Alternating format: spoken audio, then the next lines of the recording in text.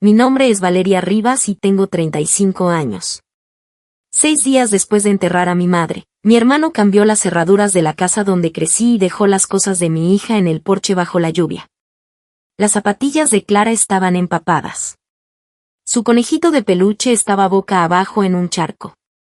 Y Esteban se quedó en la entrada de nuestro padre, la entrada de una casa que ha estado en nuestra familia desde 1890, y me dijo que yo no era nadie. Las tierras se quedan con el hijo Rivas, dijo. Las hijas se casan y se van. Deberías haber aprendido eso hace mucho tiempo. Dijo más después. Dijo que debería disfrutar de ser una sin hogar. Dijo que se había asegurado de que no recibiría nada. Pero esto es lo que Esteban no calculó. Había una sección final en ese testamento. Y cuando el abogado la leyó en voz alta, cuando anunció mi patrimonio neto ante una sala llena de personas que me habían llamado la hija sobrante toda mi vida, mi hermano se desplomó en el suelo.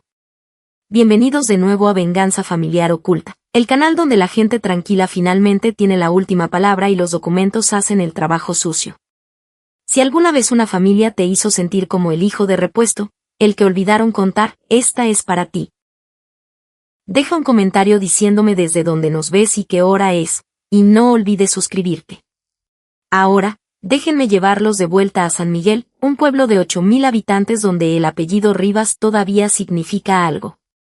O al menos solía hacerlo. San Miguel está situado donde el río Naranjo se encuentra con el Ancho.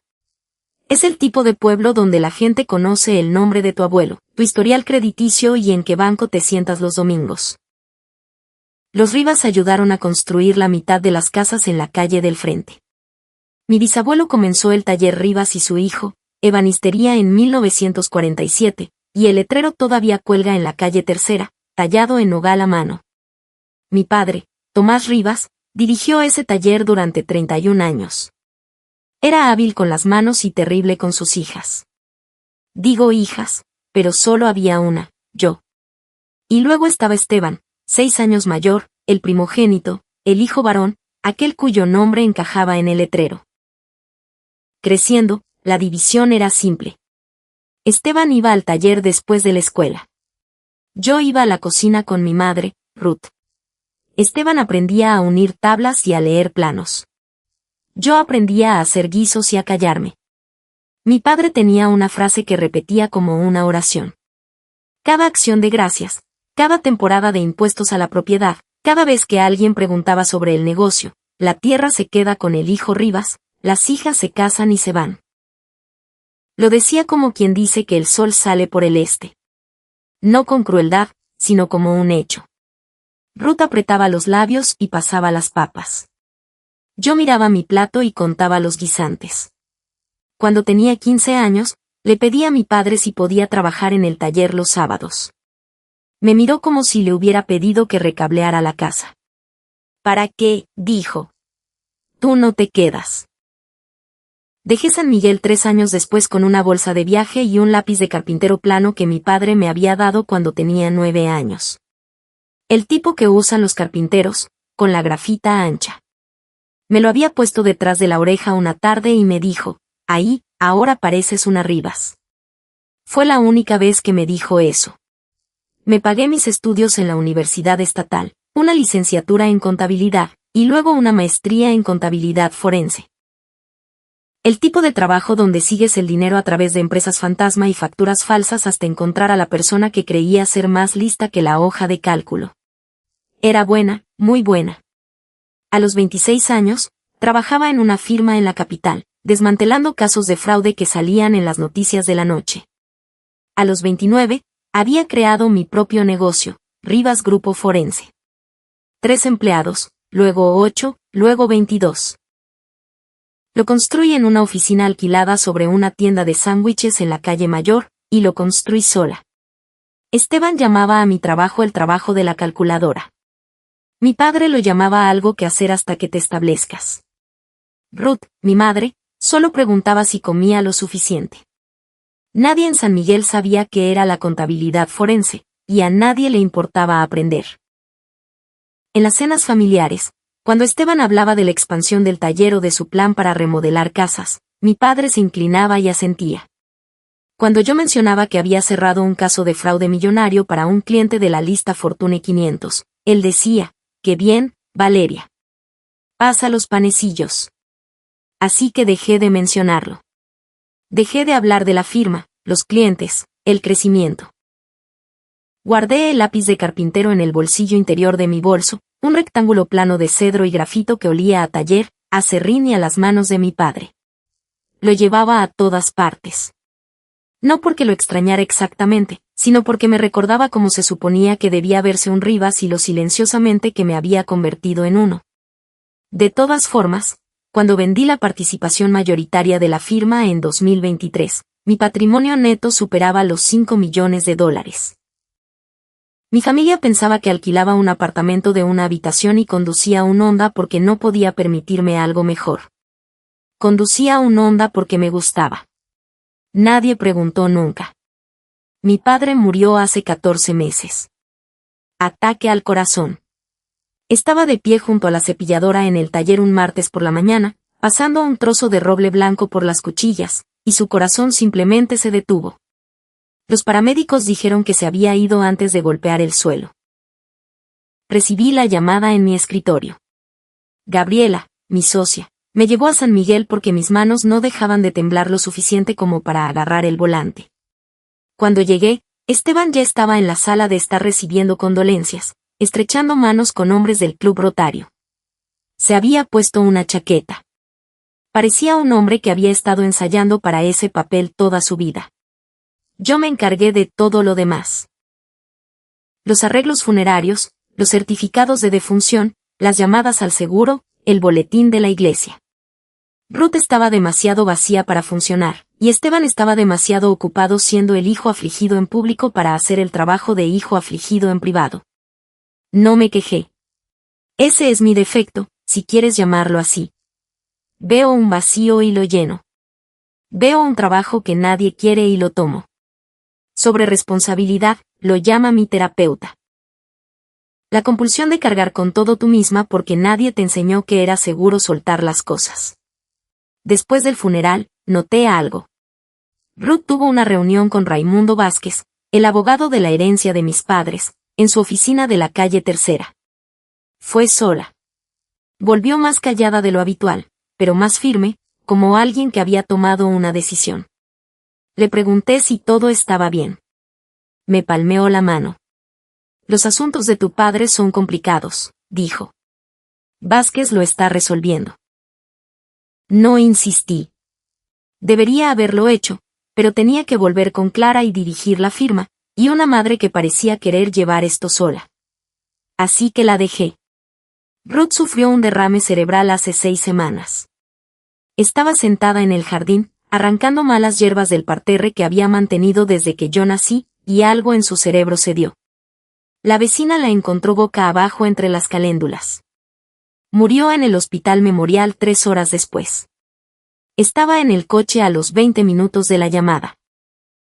Clara se sentó en el asiento trasero viendo pasar la campiña de Ohio por la ventana, sin decir nada porque los niños de 7 años pueden sentir cuando algo es demasiado grande para las palabras. El funeral fue en la primera iglesia congregacional, la iglesia donde 4 generaciones de Rivas habían sido bautizados y enterrados. 100 personas asistieron. Esteban dio el panegírico.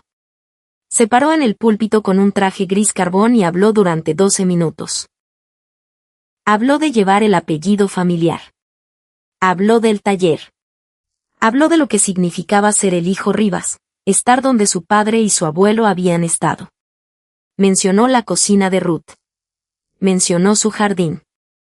No mencionó que ella había pasado los últimos 14 meses sola en esa casa, manejando un dolor que no debería haber tenido que manejar sola. No me mencionó a mí en absoluto.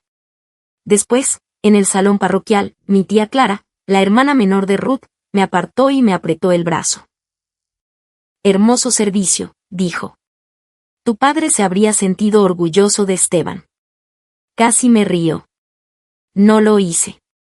En el perchero, mientras ayudaba a Clara a ponerse la chaqueta, un hombre con un traje de lana gris apareció a mi lado. Raimundo Vázquez, 66 años, seco como el polvo de tiza, El tipo de abogado que mide las palabras como un farmacéutico mide las pastillas. Quédate en el pueblo, dijo en voz baja. Tu padre hizo cambios en el testamento después de los problemas de Esteban. ¿Querrás escucharlos? Ambos juntos. Luego asintió una vez y se fue. 6 días después del funeral, Esteban me llamó. Estaba en la cocina de la casa de mis padres, la de mi madre, haciendo avena para Clara. La luz de la mañana entraba por la ventana sobre el fregadero como siempre, plana y dorada, atrapando el polvo en el aire. Necesito que te vayas para el viernes, dijo Esteban. Sin preámbulos, sin un ¿cómo estás? Solo la exigencia, como un contratista dando una fecha límite. Perdona. La casa, me toca. Papá lo dejó claro durante 30 años. La sucesión es un trámite. Vázquez lo confirmará. Necesito que tú y la niña se vayan para que Sofía y yo podamos empezar la reforma. ¿La niña? Llamó la niña a mi hija. Aún no hemos tenido la lectura del testamento, dije. No hay nada que leer. Conoces la regla. La tierra se queda con el hijo Rivas. Tú te fuiste. Yo me quedé. Fin de la discusión. Podía oír a Sofía al fondo. Su voz, un sonido agudo y brillante. Dile que a más tardar el viernes, cariño. Apreté el borde de la encimera. Clara me miraba desde la mesa, la cuchara a medio camino de su boca. No me iré hasta que Vázquez lea el testamento, dije. Entonces te irás con las manos vacías, dijo Esteban. Y entonces, y quiero que escuches esto exactamente, porque lo dijo como si lo hubiera ensayado, como una línea en un guión que llevaba años escribiendo en su cabeza. Espero que disfrutes ser una sin hogar, Valeria. Me aseguré de que no recibieras nada.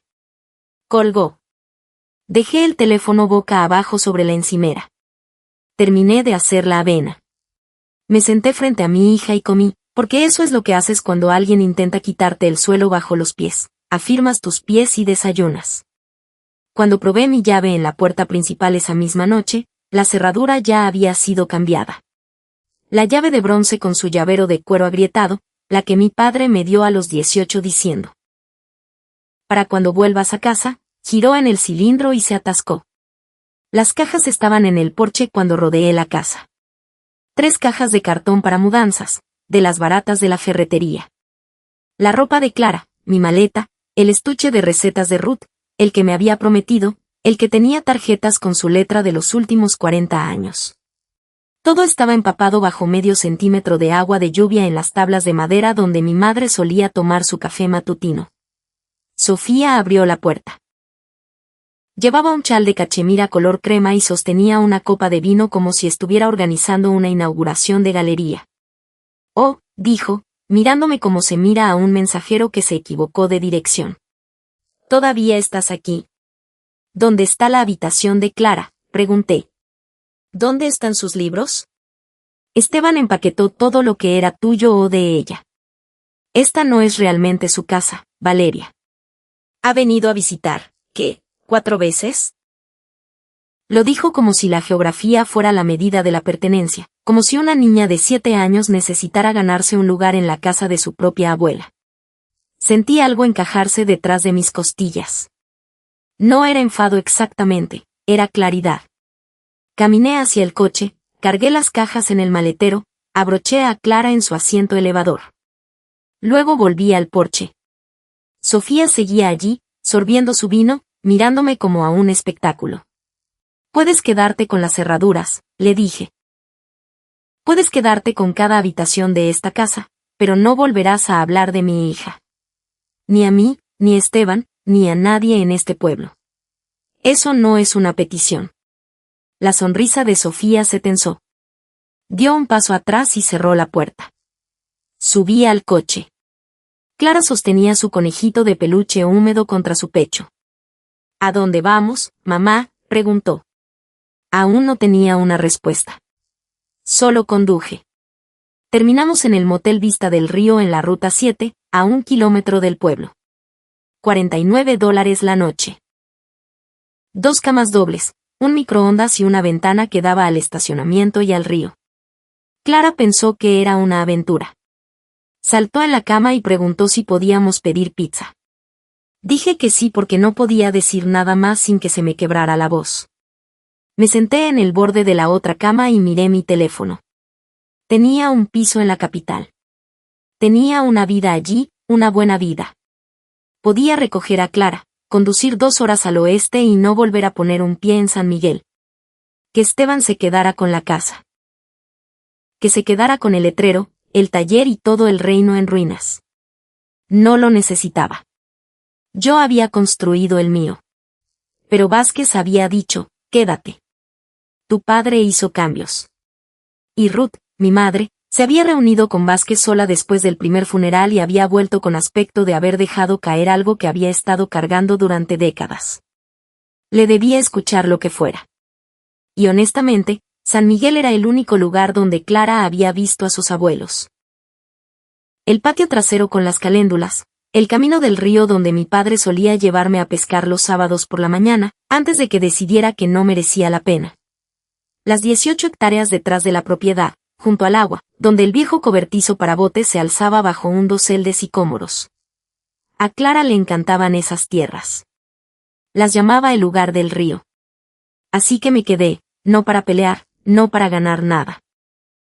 Me quedé porque Vázquez lo pidió, porque mi madre habría querido que lo escuchara y porque mi hija merecía conocer este pueblo como yo lo conocía. Antes de que el apellido Rivas se convirtiera en algo que solo contaba si nacías hombre, la oficina de Raimundo Vázquez estaba en el segundo piso de un edificio de piedra caliza en la calle Tercera, a 3 puertas del taller.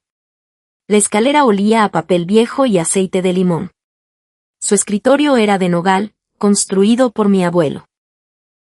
Las estanterías tras él contenían 40 años del código revisado de Ohio y una foto enmarcada de él estrechando la mano de mi padre en una cena del Club Rotario en los años 90. Siéntate, Valeria, dijo, señalando la silla de cuero frente a él. No hablaba de trivialidades. Eso me gustaba de él. La lectura formal es el próximo jueves. Tanto tú como Esteban deben estar presentes. Es obligatorio. El testamento de tu padre tiene una cláusula que solo puede ejecutarse con ambos hijos presentes. Soy el albacea. Esos son los términos. Me incliné hacia adelante. Vázquez, ¿qué cambió mi padre? Juntó las manos sobre el escritorio, como hacen las personas cautelosas cuando eligen las palabras. Después de las dificultades comerciales de tu hermano, después de que tu padre firmara como aval de ciertas obligaciones y reestructurara ciertas deudas, Tomás revisó una sección de su testamento. Añadió una condición para la disposición de un activo específico. ¿Qué activo? Las hectáreas traseras, las 18 hectáreas a lo largo del río, incluido el cobertizo para botes. Sentí un nudo en el pecho. El lugar del río. ¿Qué tipo de condición? El tipo que requiere que ambos beneficiarios presenten un estado financiero verificado antes de que el activo pueda ser adjudicado. Tu padre quería pruebas, documentadas, certificadas, de que quien recibiera esas tierras pudiera conservarlas sin apalancarlas, hipotecarlas o perderlas ante los acreedores. Hizo una pausa. Tu padre aprendió algo, Valeria. Tarde, pero lo aprendió. ¿Qué aprendió? Vázquez cogió una pluma, un objeto pesado de plata grabado, y la golpeó una vez sobre el escritorio. Que la persona más ruidosa de la sala no siempre es aquella en quien deberías confiar las llaves. Se levantó. Jueves, 10 de la mañana trae documentación. Esteban y Sofía se mudaron a la casa en 48 horas. Para el fin de semana, habían arrancado los gabinetes de cocina de Ruth, los que mi abuelo había construido, de arce macizo, uniones de cola de Milano, y los habían reemplazado por cosas modernas y planas de un catálogo. Sofía publicó fotos en Instagram, nuevo capítulo, honrando el legado haciéndolo nuestro. 72 me gusta. Pasé en coche frente al taller el lunes y vi un cartel escrito a mano pegado a la ventana, venta de liquidación. Herramientas y equipo. Todo debe venderse. Las herramientas de mi padre, sus cuchillas, sus cepillos. 30 años de acero cuidadosamente mantenido. cada pieza aceitada y colgada en orden en la tabla de pared. Esteban las vendía como chatarra de garaje. Estacioné al otro lado de la calle y me quedé allí 10 minutos, con el motor encendido, viendo extraños salir cargando los formones de mi padre en bolsas de plástico. Casi me voy. Casi. Entonces vi, arrinconado contra la pared trasera detrás de un montón de madera de desecho, la caja de herramientas de mi padre, la vieja caja de metal verde con la tapa abollada y el pestillo de latón. El testamento me la había dejado específicamente a mí, herramientas personales y caja de herramientas para Valeria. Lo único a lo que mi nombre estaba ligado. Entré. Esteban estaba en el mostrador contando dinero en efectivo. Levantó la vista. No eres bienvenida aquí. Esa caja de herramientas es mía, dije. El testamento de papá la menciona. Lo sabes. Me miró fijamente durante un largo momento. Luego se encogió de hombros. Tómala. Es basura de todos modos, como todo lo demás que te dejó. La caja era más pesada de lo que esperaba. La llevé al coche con ambos brazos.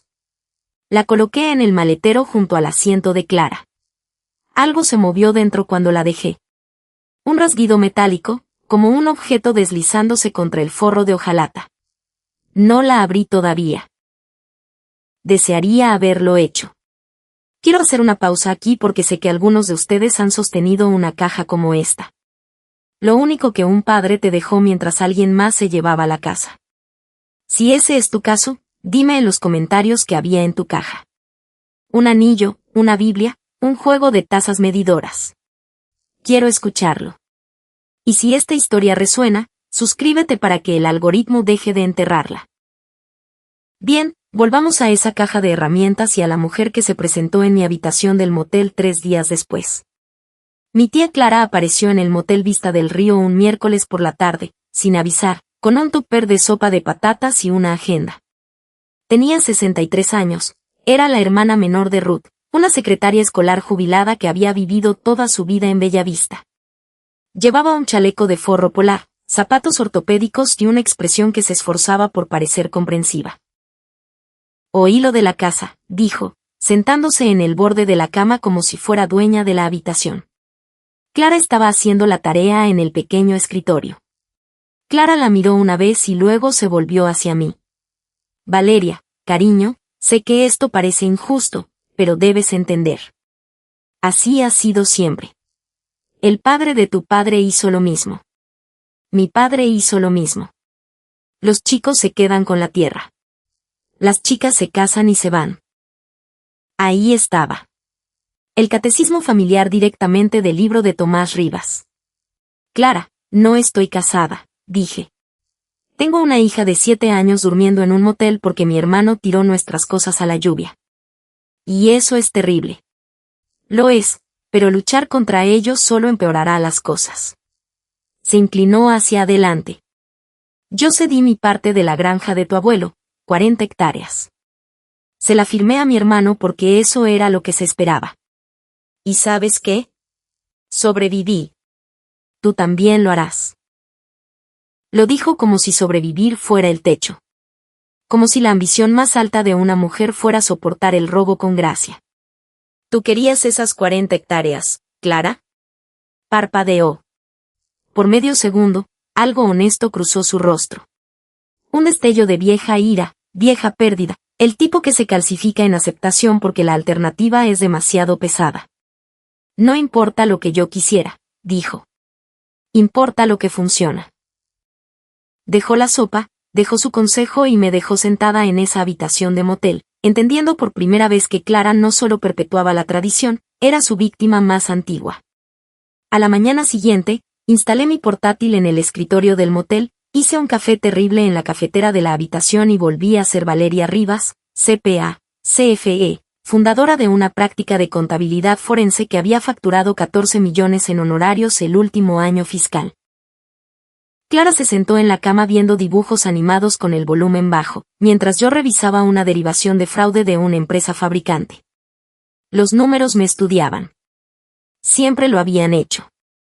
Los números no tienen favoritos. No les importa si eres hijo o hija. Solo te dicen lo que es verdadero.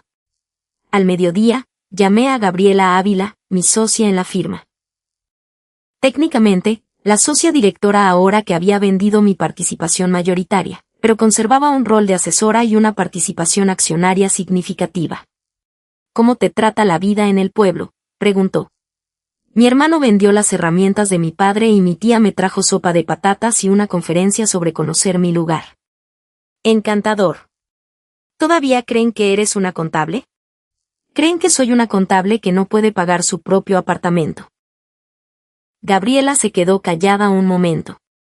Luego, Valeria, ¿siquiera saben lo que vales? Miré por la ventana al estacionamiento. Mi Honda se ve que estaba entre una camioneta y una minivan. Nadie en San Miguel había visto jamás el interior de mi cartera. Nadie había preguntado nunca. Nunca preguntaron, dije. ¿Y tú nunca les dijiste? No. ¿Por qué? Lo pensé. La respuesta honesta era complicada. Orgullo, terquedad, el dolor persistente de que me dijeran que mi trabajo era un pasatiempo. Pero la respuesta más simple era esta, porque no debería tener que demostrar mi valor a personas que decidieron que no tenía ninguno antes de que yo pudiera hablar. Gabriela exhaló lentamente. Justo. Pero Valeria, si hay una lectura y si hay algo en juego, puede que tengas que mostrar esos números, quieras o no. 2 días antes de la lectura, pasé en coche por la casa de la calle de los Arces para comprobar el jardín de Ruth. Vieja costumbre. Las caléndulas ya se estaban muriendo. Nadie las regaba. Pero no fue eso lo que me detuvo. Había un hombre en el porche delantero, de unos 40 años, con un polo con el logo de un banco en el pecho. Le hablaba a Esteban a través de la puerta mosquitera, y la voz de Esteban tenía un tono que nunca le había oído. Tensa, defensiva, casi suplicante. La herencia lo cubrirá, decía Esteban. Cuando la sucesión se resuelva, tendré acceso a todo. Recibirán su pago. Señor Rivas, este aviso es el tercero que enviamos. El saldo de la segunda hipoteca está vencido por. He dicho que la herencia lo cubrirá. Esteban me vio estacionada en la acera, y su expresión pasó del pánico a la furia en unos 2 segundos. Salió, golpeó la puerta mosquitera y el banquero se retiró a su sedán sin terminar la frase. No saludé. No hablé. Solo observé una segunda hipoteca sobre la casa que Esteban ya estaba tratando como su propiedad personal. Sobre la casa de la que me había echado. Sobre la casa que decía que valía la pena defender. Algo que mi padre decía a menudo volvió a mi mente. Un hombre que pide prestado contra sus cimientos es un hombre de pie sobre una trampilla. Había asumido que Tomás hablaba del taller, de mantener el negocio libre de deudas. Pero sentada en mi coche, viendo el sedán del banquero desaparecer por la calle de los Arces, empecé a preguntarme si mi padre había estado hablando de Esteban todo este tiempo. Conduje de vuelta al motel. Tampoco abrí la caja de herramientas esa noche. Algo me decía que esperara hasta estar lista para lo que había dentro, pero se me estaban acabando las razones para esperar. La noche antes de la lectura, finalmente abrí la caja de herramientas. Clara estaba dormida. La habitación del motel estaba en silencio, salvo por el zumbido del minibar y el paso ocasional de un camión en la ruta 7. Coloqué la caja de metal verde sobre la cama y abrí el pestillo de latón. Dentro. Una sierra de calar, un cepillo pequeño, un juego de gramiles y, debajo de ellos, escondidos contra el forro de hojalata como si alguien los hubiera colocado allí deliberadamente, 3 cosas que lo cambiaron todo. La primera era el lápiz de carpintero. No uno cualquiera, este había sido afilado recientemente, y en el lado plano, grabado con la letra apretada de mi padre, TRV, Tomás Rivas a Valeria Rivas, una flecha, una transferencia, como si estuviera pasando algo hacia adelante. La segunda era la llave de bronce, de la misma forma que la de mi llavero de cuero, la que ya no abría la puerta principal. Pero esta llave era diferente, más pequeña, más antigua. La di la vuelta en mi mano y vi una etiqueta de metal atada al anillo, del tipo que se encuentra en los casilleros de almacenamiento. Estaba grabado, cobertizo para botes, hectáreas traseras. No era la llave de la casa. Nunca fue la llave de la casa. Esta era la llave del cobertizo para botes en las 18 hectáreas junto al río. El lugar donde mi padre solía llevarme a pescar. El lugar que Clara llamaba el lugar del río. La tercera cosa era un documento doblado. Lo abrí con las manos más firmes de lo que deberían haber estado dado lo que estaba viendo. Era un aviso de gravamen del primer Banco de Ahorros Federal. Una segunda hipoteca sobre la casa en la calle de los Arces 14, fechada hace 3 años, por $340,000. La firma de mi padre estaba al final. En el margen, con lápiz, había escrito 7 palabras. Valeria, pregunta a Vázquez sobre las hectáreas traseras. Lo leí 2 veces. Luego cogí el teléfono y llamé a Vázquez a las 11 de la noche. Contestó al segundo tono, como si hubiera estado esperando. ¿Encontraste el aviso de gravamen?, dijo Vázquez. No era una pregunta. $340,000, dije. Sobre la casa. Tu padre asumió una segunda hipoteca hace 3 años para cubrir las deudas de tu hermano. El proyecto de Esteban de remodelar casa se vino abajo. Se había extendido demasiado en 2 propiedades, pidió prestado a prestamistas privados a tasas usurarias. Tu padre firmó como aval de los préstamos originales y luego refinanció todo contra la casa para consolidar. Me senté en la cama del motel y pegué el teléfono a mi oído. Entonces, la casa de la que Esteban acaba de echarme está muy gravada. El capital es insignificante. El edificio del taller tiene un gravamen separado, más pequeño, de unos $40,000, de un proveedor al que Esteban nunca pagó. Juntos, la parcela familiar que tu hermano está a punto de heredar viene con unos $380,000 en deuda garantizada contra un valor de activo de quizás $400,000. Está heredando un punto de equilibrio, con suerte, si el mercado se mantiene, lo cual no está garantizado. Miré el aviso de gravamen en mi mano, la letra de mi padre en el margen y las hectáreas traseras. Las 18 hectáreas junto al río son el único activo libre de gravámenes en la herencia. Sin gravámenes, sin hipotecas, valor de tasación actual, aproximadamente $1.1 millones. Tu padre sabía que si se las dejaba directamente a Esteban, serían apalancadas en un año.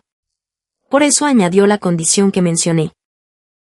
Ambos hijos presentan estados financieros verificados y la tierra pasa a aquel hijo que pueda demostrar la capacidad de mantenerla libre de deudas. Control de manos muertas, dije. Conocía el término. Lo había visto en casos de sucesiones. Exactamente. Es ejecutable. Los tribunales de sucesiones de Ohio avalan los legados condicionales de forma rutinaria.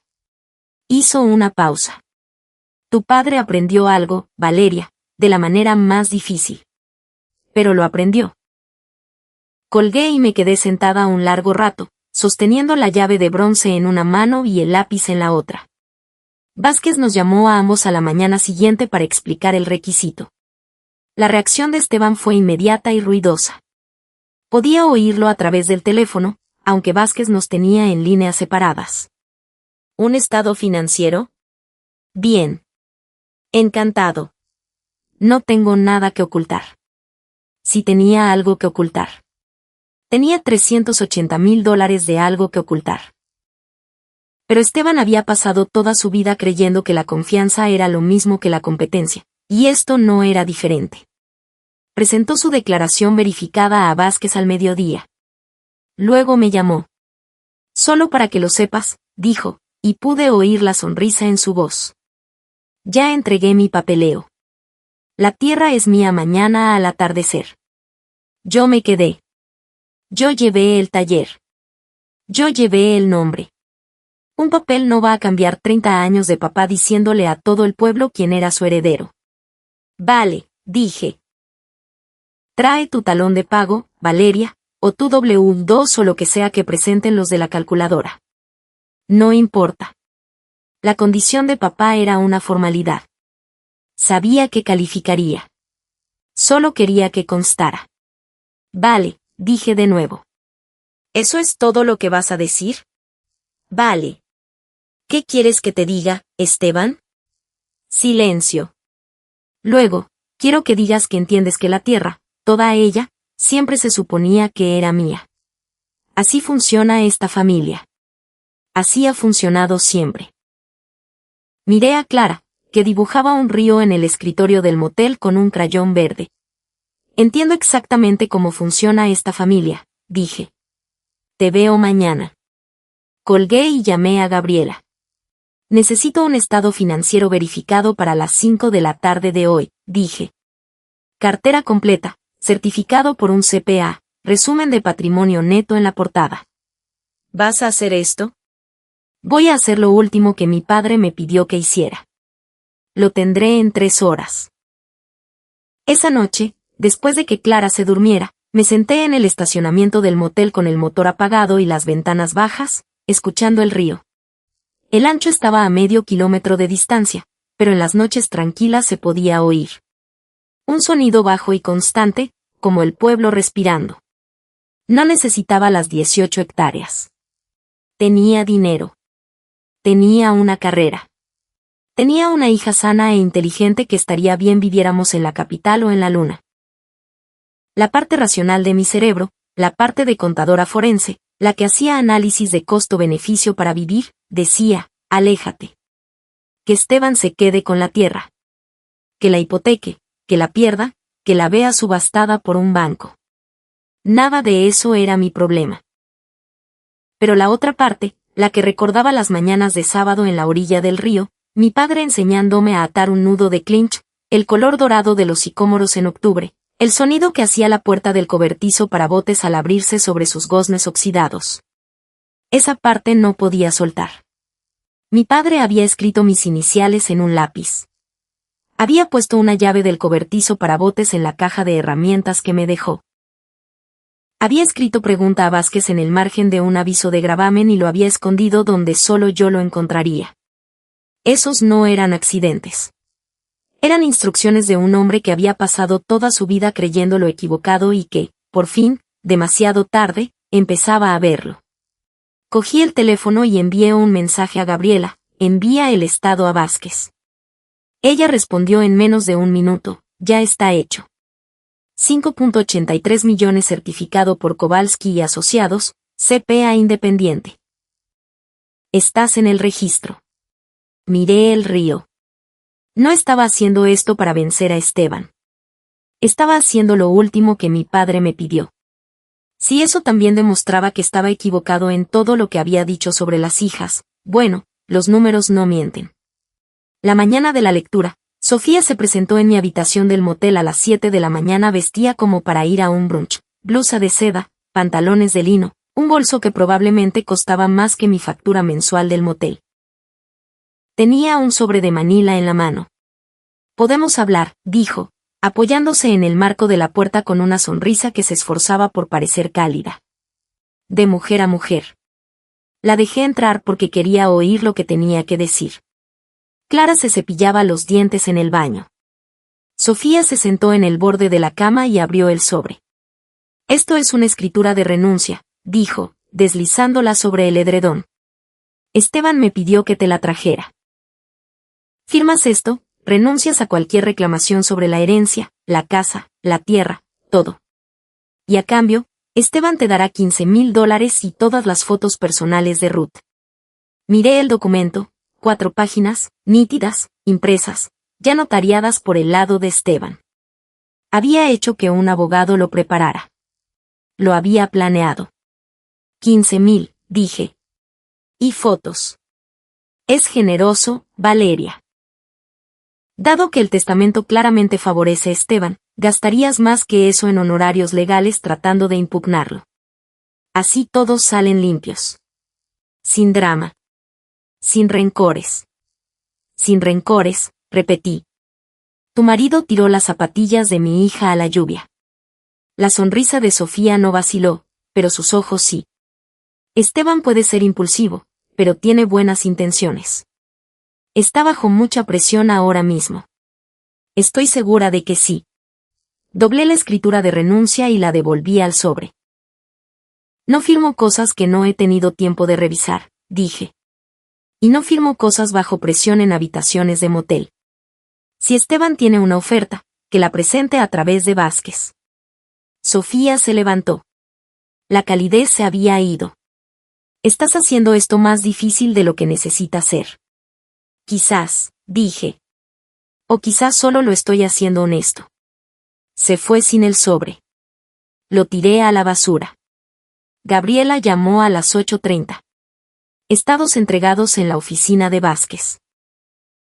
Certificados, sellados, todo el paquete. Kowalski firmó personalmente. Gracias, Valeria. Su voz cambió. Cuidado. Cuando abran ese sobre en una sala llena de gente que cree que estás en bancarrota, ¿sabes lo que va a pasar? Lo sabía. Había ensayado el escenario en mi cabeza docenas de veces. La contadora forense en mí ya había mapeado las reacciones, la incredulidad de Esteban, el pánico de Sofía, la confusión de Clara. Los números en ese estado contaban una historia que ninguno de ellos se había molestado en leer. Patrimonio neto, $5.830.000. Desglosado, 2.4 millones de la venta de la firma. 1.9 millones en tenencias de fondos indexados diversificados.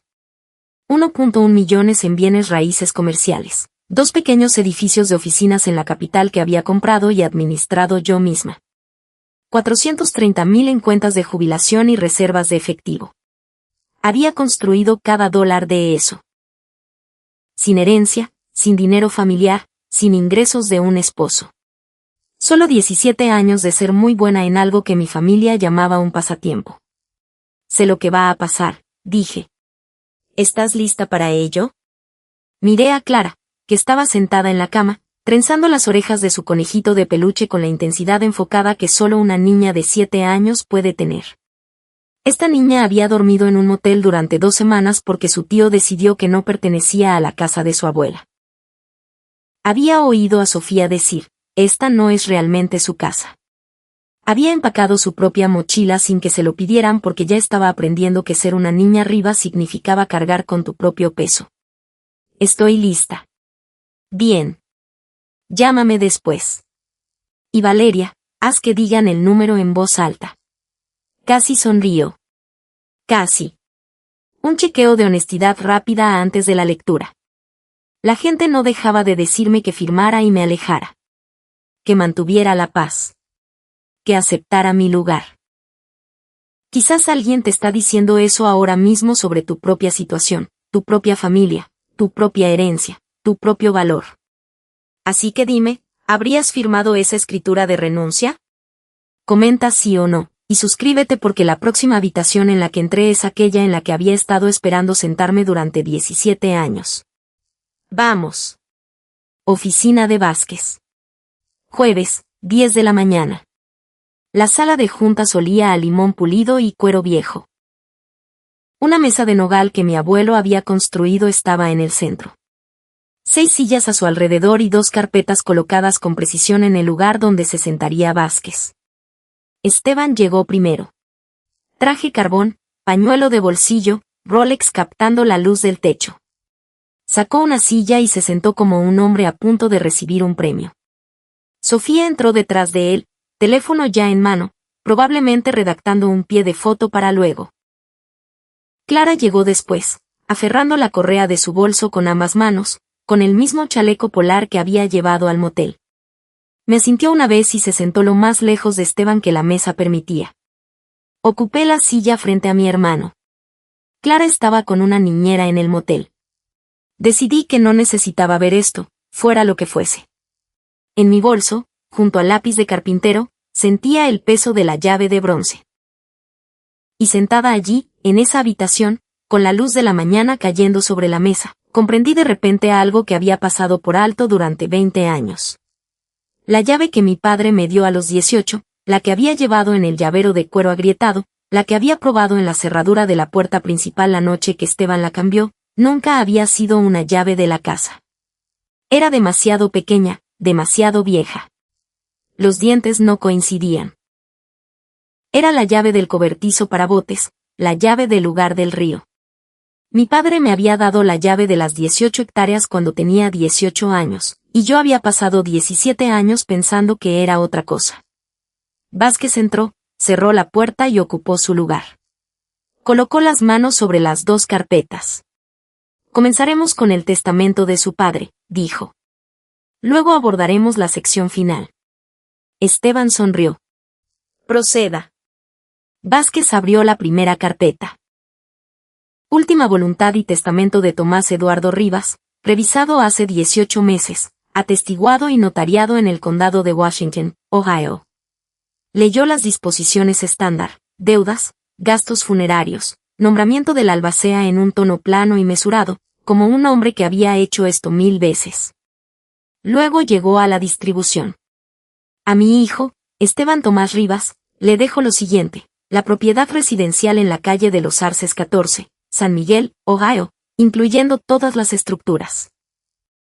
La propiedad comercial en la calle Tercera 312, conocida como Rivas y su hijo, ebanistería, incluyendo todos los accesorios e inventario restante, y toda la propiedad inmueble que comprende la parcela familiar, según consta en los registros de escrituras del condado de Washington. Esteban se recostó. No sonrió. Hizo algo peor. Asintió lentamente, como un rey confirmando lo que ya sabía. A mi hija, Valeria Elena Rivas, le dejo mis herramientas personales y la caja de herramientas. Eso fue todo. Una línea. 35 años siendo la hija de Tomás Rivas, reducidos a una caja de metal verde y un juego de formones. Clara exhaló suavemente. Sofía ya tecleaba en su teléfono. Esteban se volvió hacia mí. La tierra se queda con el hijo Rivas, dijo. Y la frase resonó en esa sala como una campana que había estado esperando toda su vida para tocar.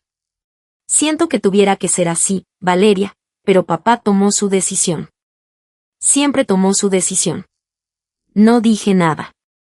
Miré a Vázquez. Vázquez me devolvió la mirada con una expresión que era casi, el fantasma de la paciencia. Señor Rivas, dijo Vázquez. No hemos terminado. Esteban hizo un gesto con la mano. ¿Qué queda? Ella consiguió la caja de herramientas. Yo conseguí la casa. Está hecho. No está hecho. Vázquez cerró la primera carpeta y posó la mano sobre la segunda. El testamento de su padre contiene una sección final, y estoy obligado por los términos del documento a leerla en voz alta a ambos antes de que cualquier activo pueda transferirse. La confianza de Esteban no se resquebrajó. Se endureció. Se levantó, literalmente se levantó de su silla como si fuera a brindar en su propia coronación, y miró a la sala. Una sección final, repitió. Bien, léala. Pero seamos claros sobre lo que está pasando aquí. Me señaló. Mi hermana dejó esta familia cuando tenía 18 años. Se fue a la capital. Consiguió un trabajo empujando números. No dirigió el taller. No mantuvo la propiedad. No llevó el apellido. Yo hice todo eso, cada año, cada fiesta. Cada vez que una tubería se rompía o un techo goteaba o papá necesitaba a alguien que firmara como aval de un. Se detuvo, se contuvo. Yo me quedé, terminó. Y ella se fue. Esa es la matemática. Siempre ha sido la matemática. Luego se volvió hacia mí con todo el peso de 41 años de derecho en sus ojos. Espero que disfrutes ser una sin hogar, Valeria. Me aseguré de que no recibieras nada. Las mismas palabras, el mismo guión. Lo había dicho por teléfono 6 días antes. Lo estaba diciendo ahora, frente a testigos. Como si la repetición pudiera hacerlo realidad. Sofía asintió. Clara miró la mesa. Vázquez esperó. Esperó como espera un hombre que ha leído la página siguiente y sabe lo que viene. Cuando Esteban se sentó, Vázquez abrió la segunda carpeta. La sección final del testamento de Tomás Rivas, dijo, concierne a la disposición de una parcela no incluida en la concesión de la parcela familiar. Específicamente, 18 hectáreas de tierra ribereña libre de gravámenes en el condado de Washington, incluyendo la estructura conocida como el cobertizo para botes, tasadas en $1.1 millones. Esteban parpadeó. El teléfono de Sofía dejó de moverse. Clara levantó la vista. Esta parcela, continuó Vázquez, está sujeta a un legado condicional. Su padre adjuntó una condición que ahora estoy obligado a administrar. Vázquez sacó una sola página de la carpeta. Reconocí el papel. Papel grueso y cremoso, del tipo que se usa para instrumentos legales que están hechos para durar. Leeré las palabras de su padre exactamente como están escritas, dijo Vázquez. Se ajustó las gafas. Yo, Tomás Eduardo Rivas, en pleno uso de mis facultades mentales, ordeno que la parcela ribereña de 18 hectáreas, parcela número 04117-20 del Condado de Washington, incluyendo todas las estructuras en ella, no será distribuida como parte de la concesión de la parcela familiar. Esta tierra ha estado en la familia Rivas durante 4 generaciones. La he visto conservada, mejorada y honrada. También he visto cómo otros activos de esta familia han sido apalancados, hipotecados y casi perdidos. No permitiré que esta tierra siga el mismo camino. Esteban se movió inquieto en su silla. Por lo tanto, ordeno a mi albacea que requiera a cada uno de mis hijos la presentación de un estado financiero verificado, preparado y certificado por un CPA independiente, que demuestre su patrimonio neto actual y obligaciones de deuda. La parcela de 18 hectáreas pasará a aquel hijo que demuestre la capacidad financiera para mantener esta tierra libre y despejada, sin hipotecarla, apalancarla ni colocar ningún gravamen sobre ella, por un periodo mínimo de 10 años. Vázquez hizo una pausa. La sala estaba en silencio, excepto por el tic-tac del reloj en la pared. Si ninguno de los hijos cumple con este estándar, la tierra será vendida y las ganancias donadas al Fideicomiso de Conservación de Tierras del Condado de Washington. Levantó la vista. He pasado mi vida creyendo que la tierra pasa al hijo. Estaba equivocado. La tierra no va al más ruidoso. Va a quien pueda sostenerla. Esa última línea me golpeó en el pecho como una piedra lanzada a un estanque quieto. Mi padre, el hombre que me dijo a los 15 que no me quedaría, el que nunca preguntó por mi trabajo, había escrito esas palabras en la oficina de un abogado, a solas, sabiendo que las estaba poniendo en papel para siempre. Clara hizo un pequeño sonido. Esteban no dijo nada. Vázquez dejó la página. Ambos estados financieros han sido presentados. Ahora los revisaré. Vázquez abrió 2 sobresellados, uno al lado del otro. Leyó el de Esteban primero. Esteban Tomás Rivas, estado financiero verificado, preparado por Contabilidad Henderson, Parkersburg, Virginia Occidental. Escaneó la página. Activos totales. Propiedad residencial en la calle de los Arces 14, valor estimado $410,000. Propiedad comercial en la calle Tercera 312, valor estimado $95,000. Vehículos, cuentas personales por un total de $11,400. Hizo una pausa. Pasivos totales, segunda hipoteca sobre la calle de los Arces 14, saldo $298,000. Gravamen de proveedor sobre la calle Tercera 312, saldo $42,000. Préstamos personales pendientes de prestamistas privados, saldo $87,000. Obligaciones de tarjetas de crédito, $31,000. Los números flotaron en el aire como humo. Patrimonio neto, dijo Vázquez, con voz plana y precisa. Negativo $41,600. La mandíbula de Esteban se tensó. La mano de Sofía encontró su brazo y lo apretó. Eso es temporal, dijo Esteban. El negocio se está recuperando. Esas deudas se están reestructurando. Una vez que la herencia se liquide y venda algunos. Señor Rivas, la voz de Vázquez era baja, pero definitiva. La condición requiere capacidad demostrada en el momento de la presentación, no capacidad futura proyectada, no pronósticos optimistas. Su estado muestra insolvencia. La casa vale $400,000. La casa tiene $340,000 en deuda garantizada que usted co-creó y su padre absorbió. No heredó un activo, señor Rivas. Heredó un gravamen. Esteban me miró por primera vez desde el funeral. Quizás por primera vez en años, realmente me miró. No a través de mí, no más allá de mí, a mí. Y vi algo que nunca había visto en el rostro de mi hermano. Miedo. No de mí.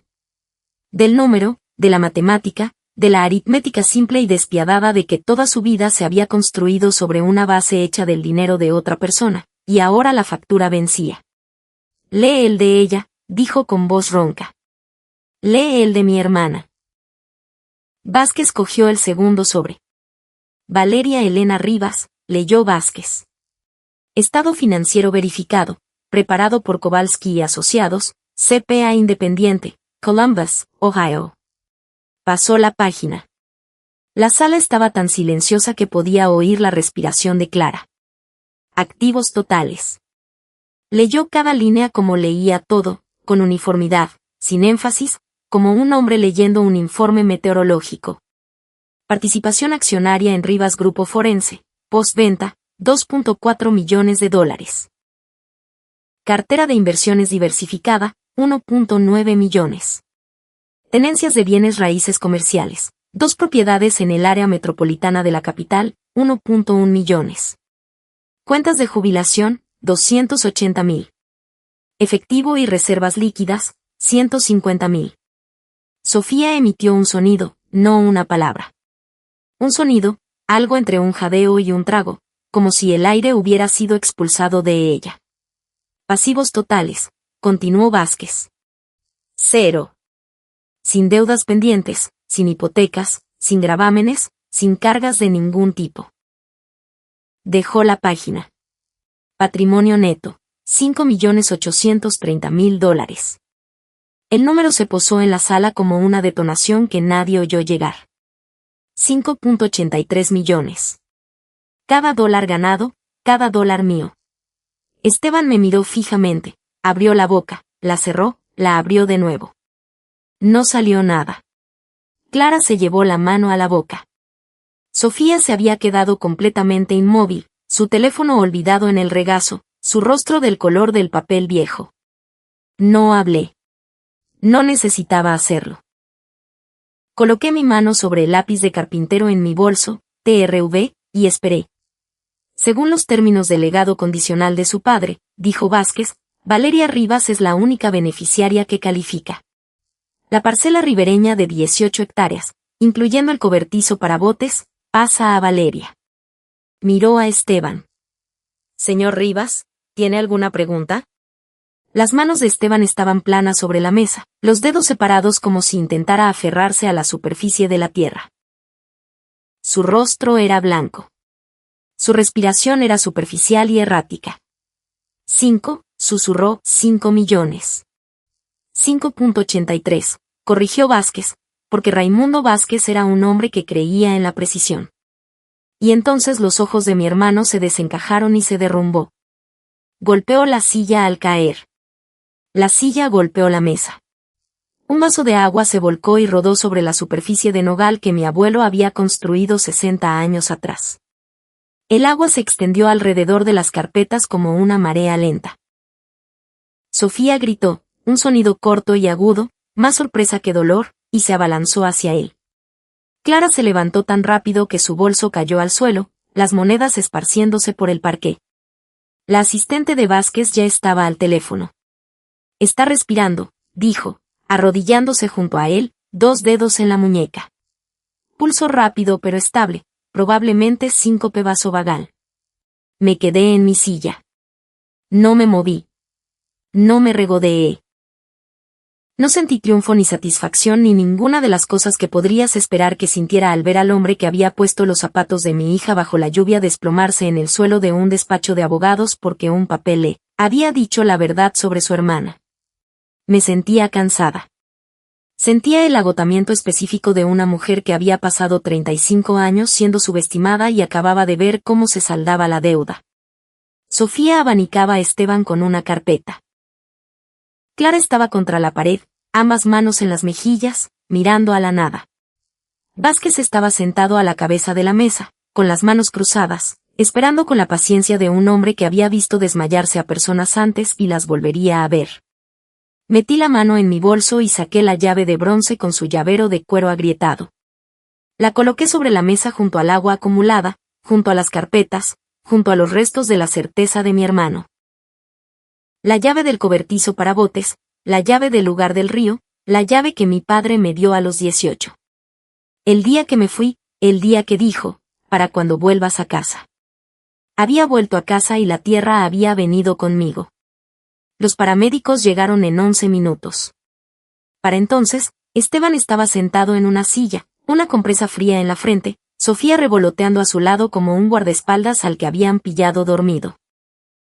Los técnicos de emergencias médicas le revisaron la presión arterial, le iluminaron los ojos con una linterna y le recomendaron que viera a su médico. Se negó a ser transportado. Por supuesto. Los hombres Rivas no viajan en ambulancias. Cuando los paramédicos se fueron, Esteban me miró al otro lado de la mesa con una expresión que nunca le había visto. No era enfado, ni confianza, sino algo crudo y desmoronándose, como una pared a la que le han arrancado el yeso.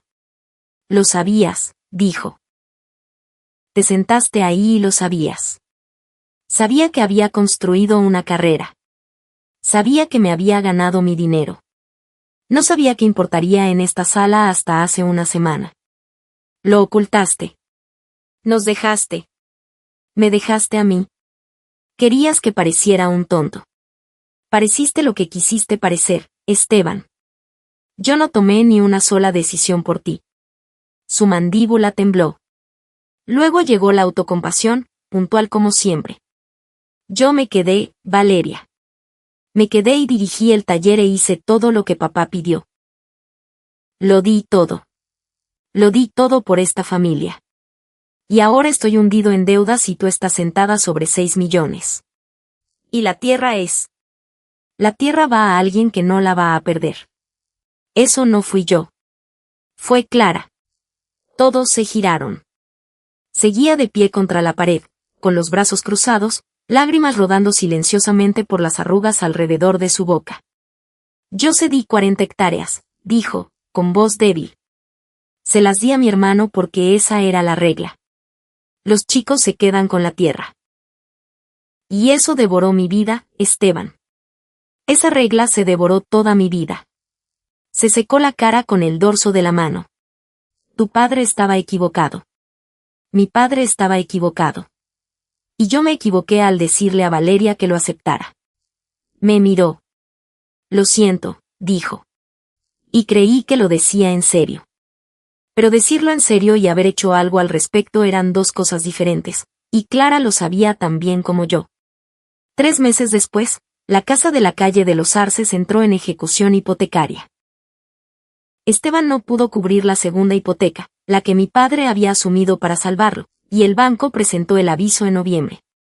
Sofía se mudó 2 semanas antes de la subasta judicial. Se llevó los gabinetes planos que había instalado sobre los originales de mi abuelo. Dejó el vitral sobre la puerta principal porque era demasiado pesado para cargarlo. Esteban impugnó el legado condicional. Su abogado presentó la moción. Vázquez respondió con el testamento, la condición, los estados verificados y un escrito de 8 páginas sobre la jurisprudencia de Ohio en materia de control de manos muertas. La moción fue desestimada en 16 días. El fallo del juez tenía un párrafo de largo.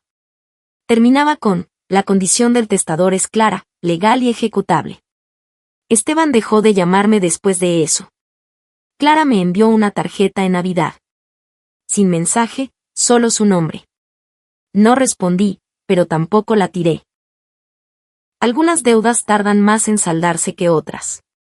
En enero, llevé a Clara al lugar del río por primera vez desde la lectura. Los sicómoros estaban desnudos, el río estaba crecido y gris, y la puerta del cobertizo para botes se atascó en sus goznes como siempre lo había hecho. Usé la llave de bronce. Giró suave y fácil, como si hubiera estado esperando. Dentro, las cañas de pescar de mi padre, una silla plegable, un bote de café lleno de anzuelos y plomos, y el olor a cedro. El mismo cedro del taller, de la caja de herramientas, de cada sábado por la mañana que pasé aquí de niña, antes de que mi padre decidiera que no merecía la pena.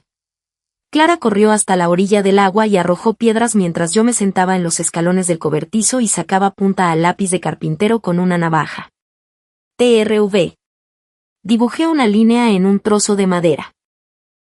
La primera línea del plano de un pequeño taller que construiría aquí para Clara, para que tuviera un lugar donde su nombre significara algo. Espero que disfrutes ser una sin hogar, había dicho Esteban. Miré 18 hectáreas de tierra ribereña libre de gravámenes y pensé, estoy en casa.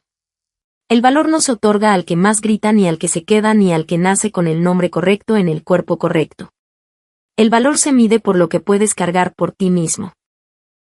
Y mi padre aprendió eso demasiado tarde para decírmelo a la cara, pero justo a tiempo para escribirlo. Esa es mi historia. Una caja de herramientas de metal verde, 18 hectáreas y un hermano que descubrió demasiado tarde lo que realmente significaba nada. Si alguna vez una familia te dijo que no valdrías nada, que la tierra, el nombre, el legado no eran tuyos para sostener, ve y construye algo que solo tú puedas cargar. Luego ven y cuéntamelo. Deja un comentario, suscríbete y te veré en el próximo video.